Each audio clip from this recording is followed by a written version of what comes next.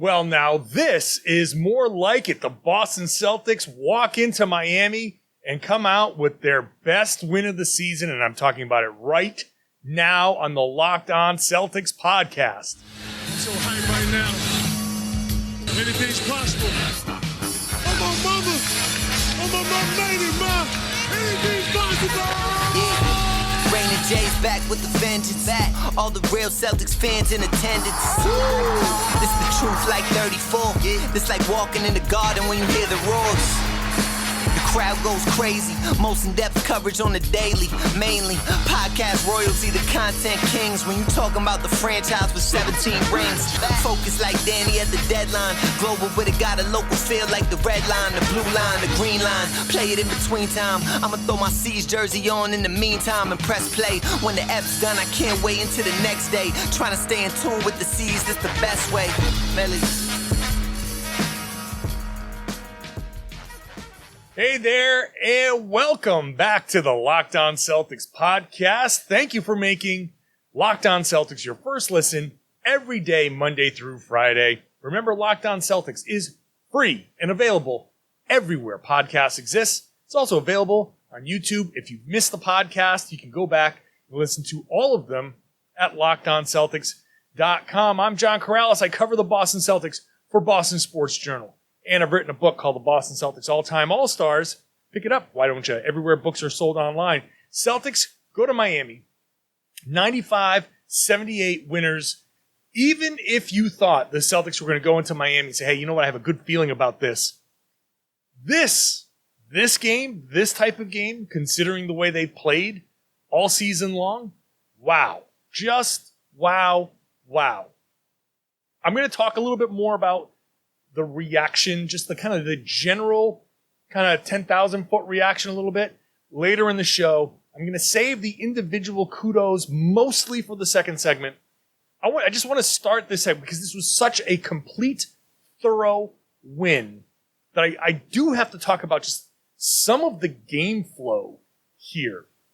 The Celtics in the first quarter struggled a little bit. And as I was watching this game, I thought, look, a lot of their shots were front rim.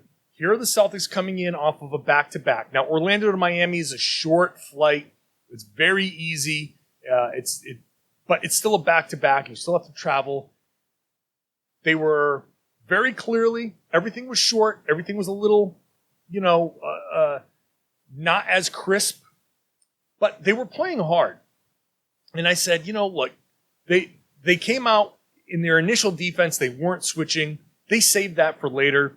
They were really working to get through picks. They were really playing connected basketball. And I really felt like they were playing the right way. It took 3.5 minutes. It was the 8:35 mark for Al Horford to finally get Boston's first basket. It was 5-3 Miami after 4 minutes. So the defenses on both sides were locked in. And I thought, okay, if the Celtics can just keep this up, just get through this initial kind of slow start shooting-wise, thought just get through this part, and I think you'll be okay. Duncan Robinson hit a couple of threes. I was like, oh, crap, here we go. Grant Williams, Jaylen Brown, each hit critical three-pointers. I say critical in the early part of the first quarter. Regular listeners know exactly what I'm going to say right now. Clutch baskets do not have to come at the end of the fourth quarter. The three-pointers that Grant and Jaylen hit were clutch baskets to me because Miami, look, Celtics came out a little slow. Miami was starting to feel themselves a little bit. Duncan Robinson was just starting to get going a little bit. They were starting to give you that sense of like, ooh, this might be a little rough. And then Grant hits a shot. And then Jaylen hits a shot. And they just kind of kept the run from extending. And when you look at runs, I don't know if you remember Brad Stevens kind of bringing this up last year, but the really good teams do this on a regular basis. The other team the whole cliche, it's a league of runs, it's a game of runs. Well, the other team's going to hit a few shots.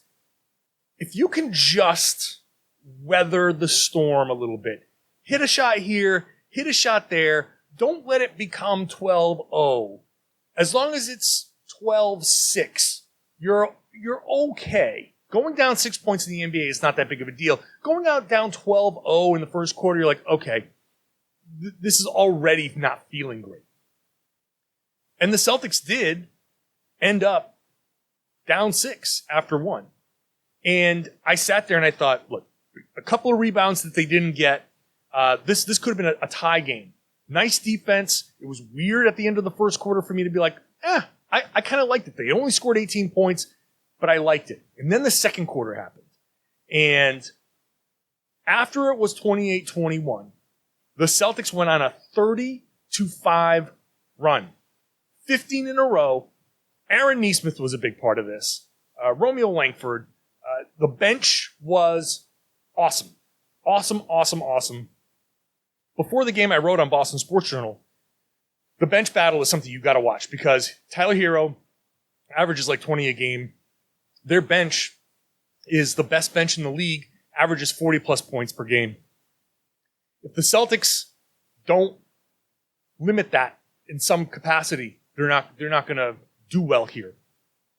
The Celtics bench ended up winning this battle 45-20 in this game. Mind-boggling, but look at the box score. Romeo, 12 points. Schroeder, 14 off the bench. Nesmith, 13 off the bench. Nesmith was a plus 15. Schroeder was a plus 26. Romeo was a plus 25.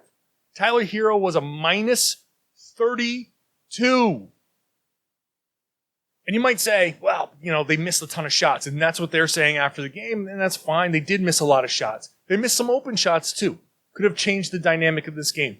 I'm sure if you listen to Locked On Heat, they're going to be talking about, well, played down to the competition. Here comes Boston.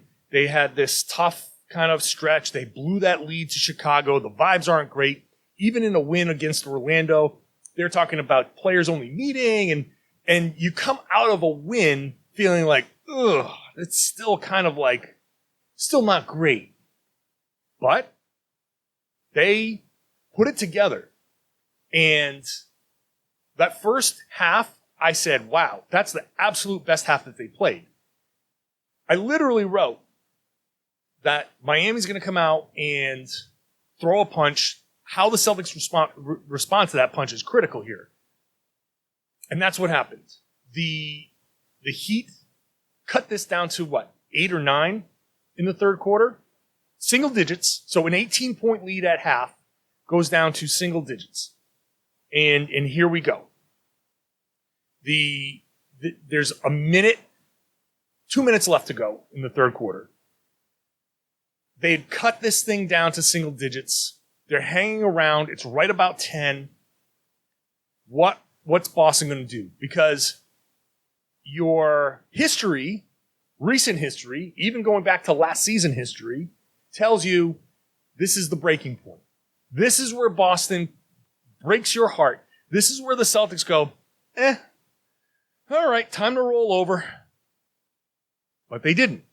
And that is very, very impressive, especially for this season. They didn't do it. They answered. Romeo got a couple of free throws and then hits a three-pointer in the corner. It's a minute and a half to go in the third quarter. The ball swings. They run a pick and roll on the right side with Jaylen Brown and Al Horford. Jaylen's blitzed. He gets it over to Schroeder. Swing to Nesmith. Swing to Romeo. And Romeo drills the shot. Think about how differently this could have gone. Romeo gets that shot. If it doesn't fall and Miami gets the rebound, they're off in transition. And is it an 8-point game? Is it a 7-point game? Now we're just over a minute to go. If Boston doesn't respond there, this game could very easily, if that shot doesn't fall, this game very easily could have been a 5-point game, 4-point game heading into the fourth quarter. and it would have been a whole lot of here we go again. But the shot fell, and the Celtics put together an 8-0 run, and they go into the fourth quarter back up 18. After everything that Miami did, after all of the bad turnovers, and there were some really horrible turnovers, the Celtics responded and came out of the third quarter even, 24-24. Fourth quarter, Jayson Tatum woke up, scored 10 points. The lead got up to like 23, 24, something like that, and it was over. Garbage time. Which is, again, awesome because everybody played less than 30 minutes, minus Marcus Smart, who played 30 minutes and 2 seconds. So, very important there as well.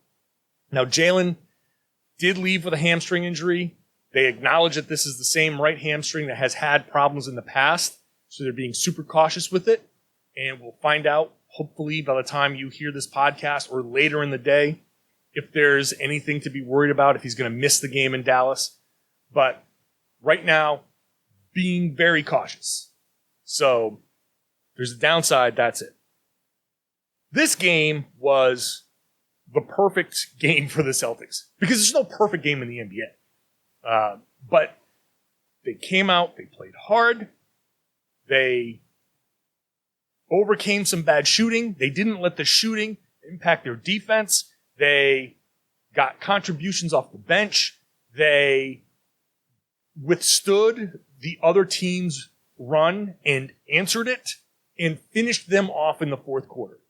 That is literally everything you wanted the Boston Celtics to do. All right, I'm going to come back next, talk about some of these individuals a little bit more closely. Today's episode is brought to you by McDonald's. McDonald's proudly serving communities since 1965. It's always been more than a place to get tasty food, and a game like this, at a day like this, everybody would go celebrate. You leave the arena and you go to McDonald's. You're like, let's go. This is a day you say, we've earned this Big Mac as fans of this team. Let's go enjoy ourselves. It is a place where families and friends can connect. Everybody in town knows where the McDonald's is. You don't have to say, hey, do you know where this place or by that sign or by... No. Meet at the McDonald's. We can go from there. So nowadays, for me, I'm grabbing a coffee. I'm sitting there with my laptop. I'm doing some work. Maybe I'm rewatching a game. Maybe I'm doing some writing because I want to leave this little box that I'm in and go do some work outside so my brain can actually start working. So it's a great place to get a coffee. And it's good coffee at McDonald's and it's cheap. And you sit there and do your work. It's pretty cool. So head on over to McDonald's, refuel, reconnect. Maybe someday we can say, Locked On Celtics watch party at a McDonald's. I'm loving it. Today's show is also brought to you by Calm. Do you want to know what makes LeBron James sleep? That's right. Sleep is his superpower. Calm is the #1 app for sleep and meditation. It's teamed up with LeBron to help activate the power of sleep. And let me tell you something. Sleep is so super important because when you don't get sleep, it can really mess with your mind and your body. When you do sleep, nothing like a good night's sleep. LeBron and Calm know that your mind is like any other muscle in your body. You don't have to be a world champion to learn how to train it. You can train your brain so you can sleep better, reduce your stress, and perform at your best. And LeBron says, quote, getting good sleep and finding time to rest is one of the most valuable things I can do for my body and mind. From the sound of rain falling on leaves to bedtime sleep stories, Calm puts me to sleep within minutes, which means I wake up ready for any challenge, unquote. So head on over to calm.com/LockedOnNBA. For a limited time, you can get 40% off a Calm premium subscription. With Calm, you have access to the nature scenes LeBron loves, like rain or rain on leaves, which I always sleep to something like that. So much more, like sleep stories, meditations. You can be ready for any challenge that life throws your way. Again, for a limited time, listeners can join LeBron using Calm and get a 40% discount on a Calm premium subscription. That's Calm, CALM.com/LockedOnNBA. Unlock content to help you focus, ease stress, and sleep better. Get started at calm.com/LockedOnNBA. That's calm.com/LockedOnNBA. Thanks as always for making Locked On Celtics your first listen every day. You know what you can do? Make your second listen the Locked On Heat podcast and listen what the opponent has to say. You can always listen to the opponent. Locked On Mavs would be a great second listen for you today as they look ahead to the Celtics game there on Saturday. So every team has a Locked On Celtics a Locked On podcast like Locked On Celtics. So check it out. Hear what the opponents got to say about your team every day. Let's get into some of the individual performances here before I get into some of the bigger picture stuff. Let's start with Aaron Nesmith. Let's give Aaron Nesmith some love because finally, I think fans get a little bit of vindication. That's how I put it on Boston Sports Journal. Vindication for the fans who have been calling the dozens upon dozens of you in the YouTube comments, in my mailbag questions, which is johnkaralis.com/mailbag, in Boston Sports Journal comments. The overwhelming question I've gotten over the past few weeks, especially as the Celtics have been kind of like lackluster. Why hasn't Aaron Nesmith played? He's the guy. He's the energy guy. Well, the energy guy came in 5 of 8, 3 of 5 from 3, 13 points, 3 rebounds, an assist. That assist on Romeo Langford's 3. So just a good overall game. And, you know, the body's hitting the floor like crazy. I joked that I think the kid with the mop needed a sub after Aaron Nesmith came in and all the bodies started hitting the floor because that's what he does. On the replay, they show him going to try to fight for an offensive rebound, and I swear he looked like a dude jumping off the top rope in the WWE, just landing on top. I forget who it was. It was just so funny to watch him. He's so fun with his energy. Now, I will say, in Ime Udoka's defense, he was playing super fast against the Knicks and early in the season. He was. Now, that doesn't mean he should have fallen completely out of the rotation because I don't think Josh Richardson has done anything that really solidified his spot. However, I do understand that Josh has been around. He has a proven track record, or at least some history of success at the NBA level, much more than Aaron Nesmith does. But I am very curious as to, all right, Josh hasn't been that great, and here's, an opportunity. Someone on Boston Sports Journal said, hey, I wonder if Josh knows who Wally Pipp is. And it's a good comparison because if Richardson doesn't provide any extra oomph, look, Richardson's not been good defensively. Generally, he's been marginal offensively. I think he's had good stretches, but nothing that makes you say, yeah, you got to play this guy. If he continues to play this way and he doesn't kind of round into form, Nesmith is waiting. Nesmith is waiting. And I'm not saying that Richardson won't round into form because it is still early, and I think as things kind of shake out, maybe he'll find a groove. But I do think that Nesmith continues to prove that he has he can step in. He can step in. Shout out to Romeo Langford, 4 of 8, that huge three-pointer, which after the game he was like, yeah, I didn't even think it was a big shot. I was just shooting my shot. Just pure Romeo. Love Romeo with that attitude. He's just like so calm. You talk about that calm app. You just put Romeo in charge of that calm app. He is so level-headed. It's wild. But just a nice performance from him overall. As far as the starters go, look, Jaylen Brown led the Celtics with 17 points, but he shot 5 of 14. He's tough inside the arc. He did hit 3 of 5, and he hit a big three-pointer, like I said, in the first quarter and late in the third quarter to help the Celtics extend that lead. 4 of 5 from the line. Just 5 rebounds, 2 assists, a steal, a block. The Jaylen Brown block, I have to highlight this. Individual defense on Jimmy Butler early in the game. Butler drives left. He's making a couple of moves, goes up. Jaylen goes up with him and blocks the shot directly. Look at all the block shots that are out there. You don't normally see that kind of blocked shot, but Jaylen was absolute perfect defensive possession out there against Jimmy Butler. That was awesome. He continues to be the Celtics' best scorer. I think, aside from a little bit of a a rough go. I think he had some amazing finishes, but I think the back-to-back kind of impacted his shooting a little bit. But generally, I would say he was pretty good. Tatum, 3 of 13, but 0 of 7 heading into the fourth quarter. I think the 0 of 7 is such a huge number because it was only 7 shots. Got to give Tatum credit for only taking 7 shots and not really forcing the offense or forcing the issue and trying to find his shot. He just did other things. He had 10 points, and aside from the bad shooting, I didn't think he played poorly. 8 rebounds, a couple assists, a steal.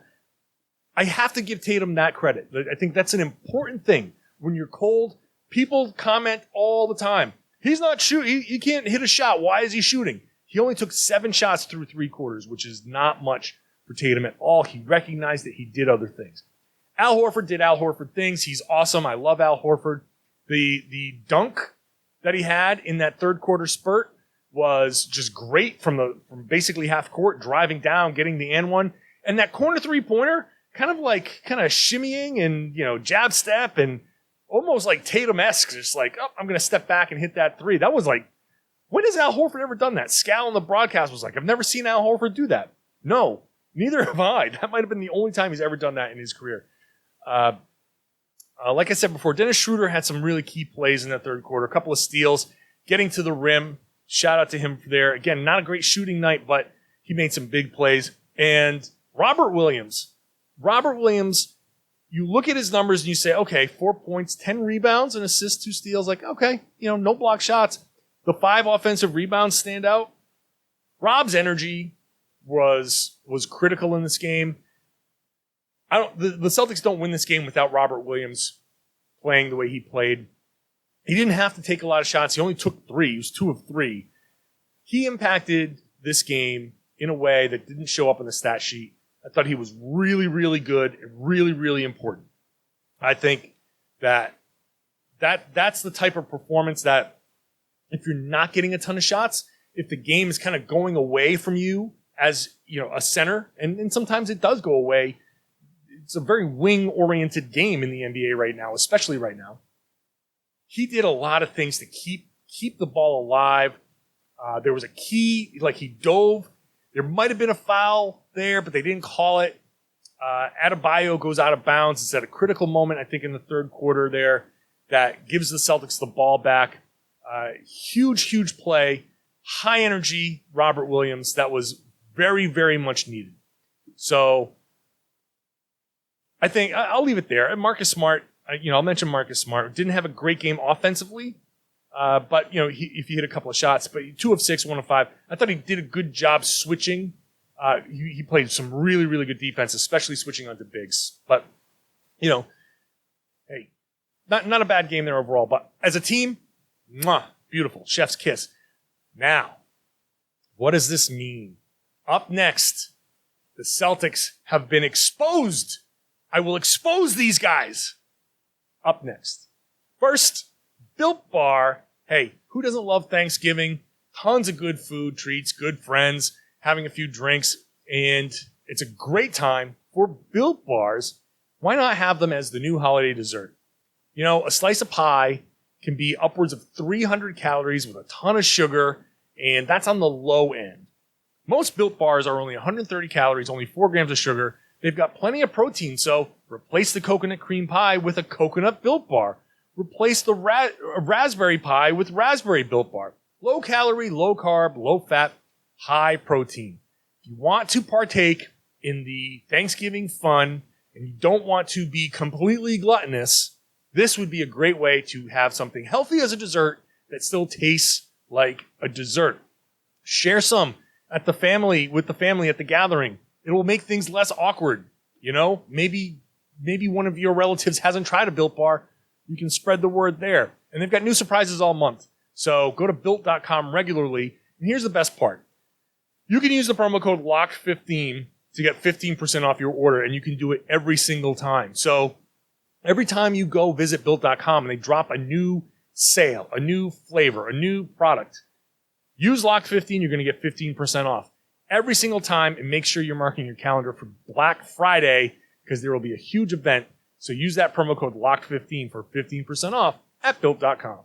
Thanks again for making the Locked On Celtics podcast your first listen every day. Your second listen can be the Locked On Fantasy Basketball podcast with Josh Lloyd. He's going to help you win your fantasy league.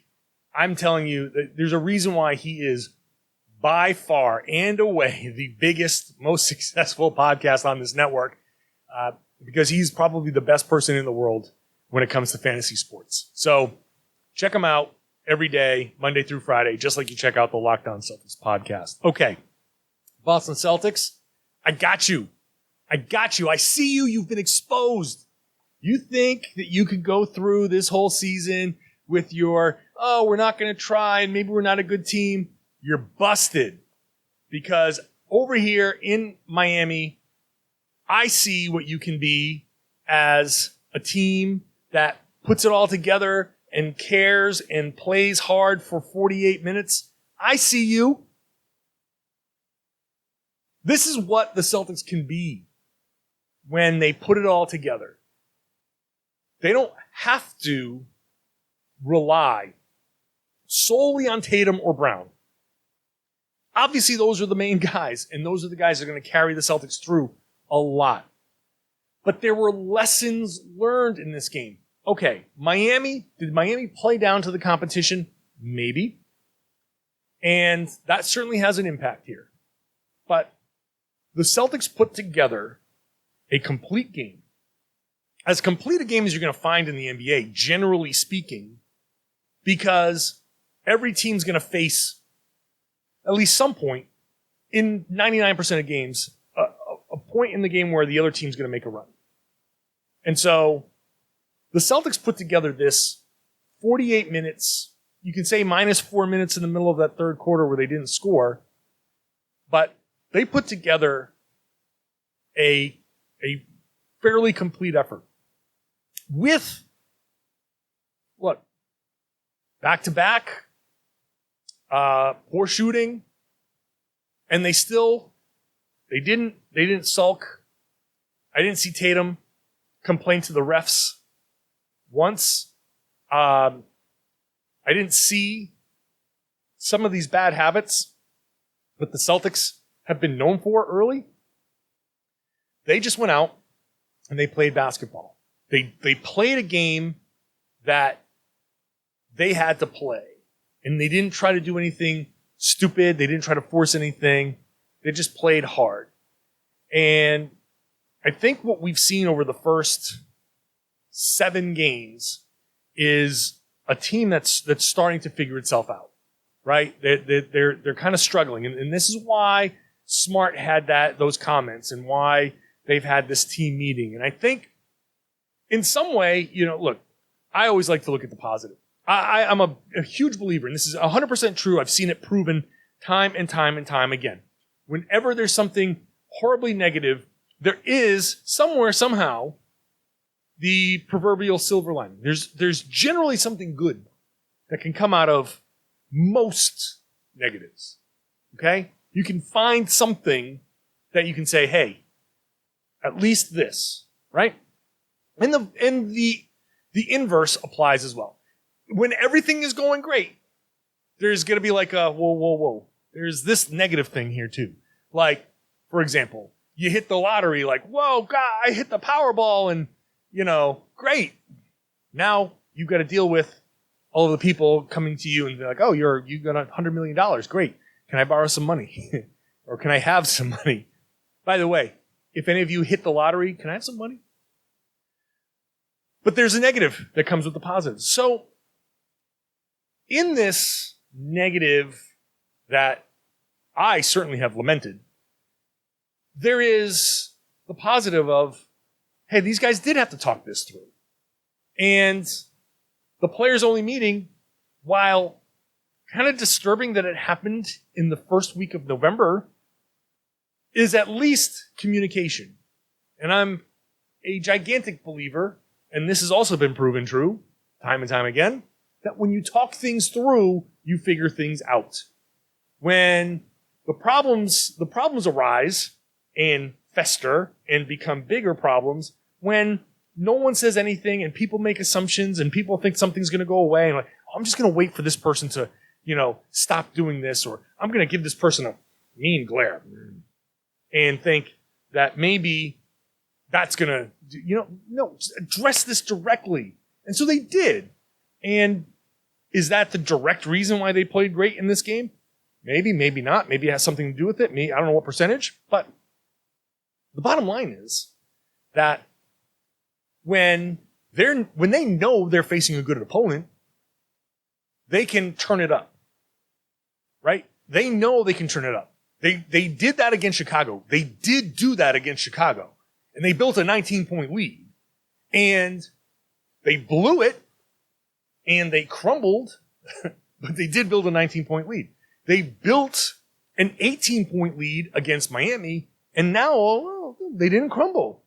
They could have, but they didn't. Is it possible that they're learning? Is it possible that there are some lessons here that they're like actually looking at and saying, okay, hand up, my bad. It's part of the process. So I think the Celtics have shown themselves to be capable of this type of performance. With excuses that they could have used, they didn't give in to any of those. They didn't let the missed shots impact their defense for once. They didn't let the back-to-back and the slow start impact their effort for once. They didn't crumble when the other team came back late in the game for once. So when I say, and jokingly obviously, you Celtics have been exposed, it's because you're actually capable of it. We have now seen it. You did it against a team that was playing its best basketball, the best basketball in the NBA at this point. The Miami Heat coming into this game were like, whoa, right? I watched them play the other night. I was like, damn, this team is good. And they are good. And play down in the competition or not, they are still good. And the Celtics still came out and did what they needed to do and varied things up. Ime Udoka learning along the way also. And also the Celtics implementing things that they didn't get to implement during the preseason. Like they're still adding, it's almost like trying to drive a car, but every time you stop, they're putting a new piece on the car. Like, oh yeah, we're driving this car, it has no doors. So yeah, we still have to get it off the lot, but you got no doors for now. We're gonna put doors in later, and like after a week, it's like, okay, I got the rear doors in, but I got no side doors here on the front. That's basically what the Celtics have been doing here, and they're adding pieces to this as they go along. So there's certainly some of that as well, but it's also obvious that you, the Boston Celtics, are capable of playing like this when you want to.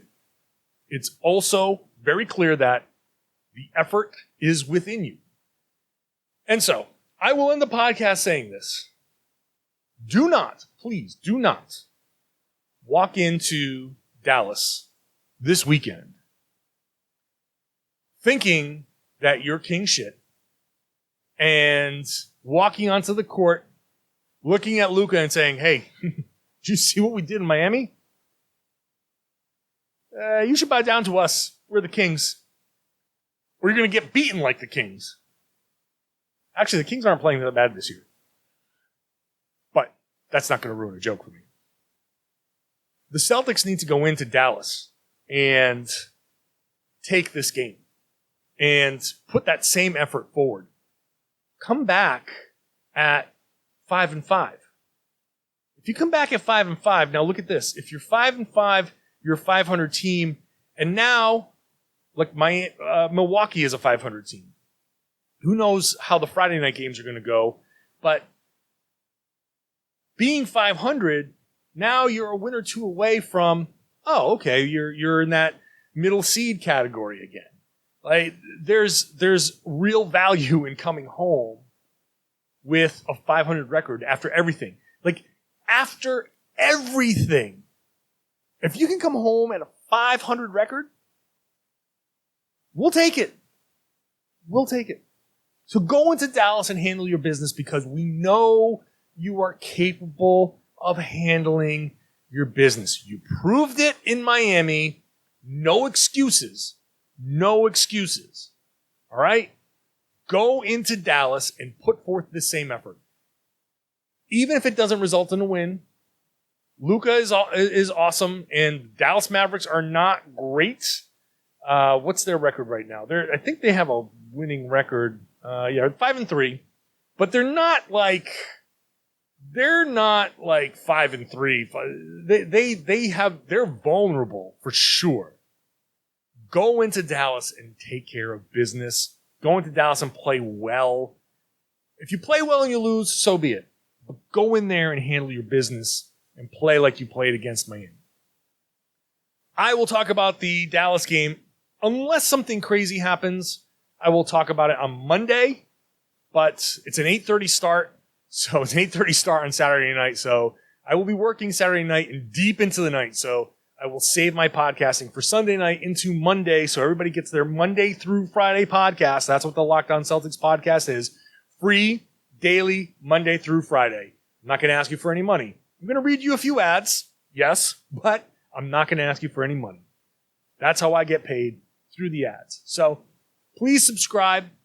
I hope the basketball talk is enough for you to continue to listen and subscribe. If you're new to the show, please do that. If you want to subscribe on YouTube, that'd be awesome. Building that YouTube subscriber base. So please do that and get those notifications so you know when the video drops.